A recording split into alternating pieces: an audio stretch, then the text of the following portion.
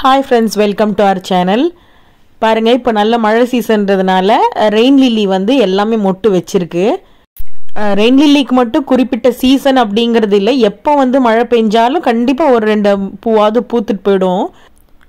இது வந்து jumbo variety. Size பாருங்க நல்ல பெருசாக இருக்கும். அடுத்து வந்து இது ஃபர்ஸ்ட் காமிச்ச வீடியோ பார்த்தீங்களா, அது மொட்டாக இருந்தது, மறுநாள் எடுத்தேன். இது ஒரு மாதிரி உள்ளார லைன்ஸோடு இருக்குது பாருங்களேன். இந்த மற்றது எல்லாமே பார்த்தீங்கன்னா நார்மல் கலர்லேயே கொடுத்துருந்தாங்க, எல்லாமே அசார்ட்டடாக கொடுத்துருந்தாங்க, மிக்ஸ் பண்ணி வாங்கியிருந்தேன். ஸோ பேர் அந்தளவுக்குலாம் எனக்கு ஒன்றும் தெரியல.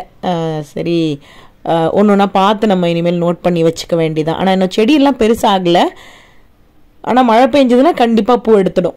இந்த ஜம்போ லில்லி பார்க்கும்போதெல்லாம் ஏதோ குட்டி உண்டு ஒரு செம்பருத்தி பூ மாதிரியே எனக்கு தோணும். நல்ல ஒயிட் கலரில் அந்த எண்டில் மட்டும் டிப்பில் மட்டும் பார்த்தீங்கன்னா அந்த பிங்க் ஷேட் இருக்குது பாருங்களேன். இது ரொம்ப ஃபேவரட் எனக்கு. பேர்லாம் இனிமேல் தேடி கண்டுபிடிச்சிக்கலாம்.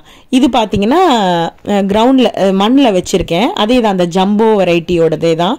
நல்ல மொட்டு ரொம்ப பெருசாக இருக்கும். இதுவும் பார்த்தீங்கன்னா இந்த பிங்க் ஷேட் கார்னர் ஓரத்தில் இருந்தது பார்த்தீங்களா, அதே தான் இது.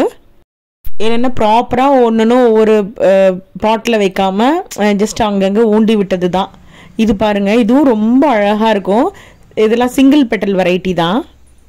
இது நான் வந்து கிரவுண்டில் வச்சுருக்கேன், மண்ணில் வச்சுருக்கிற அந்த ஜம்போ வெரைட்டியோடது. பாருங்கள் பக்கத்தில் கூட ஒரு மொட்டு தெரியும் பாருங்களேன், எவ்வளோ பெருசுன்ட்டு. இது வந்து all time favourite. Yellow almost ஒரு மாலையே கட்டலாம், அந்த அளவுக்கு பூக்கும் எல்லோ மட்டும் என்கிட்ட. இதுவும் பன்னியா ஏதோ ஒரு பேர் எனக்கு தெரியல, ஆனால் இதெல்லாம் நோட் பண்ணி வச்சுருக்கேன்னா. இந்த காய்கறி எல்லாம் வச்சுருப்பாங்க பாருங்கள், கிரேடுன்னு சொல்லுவாங்க.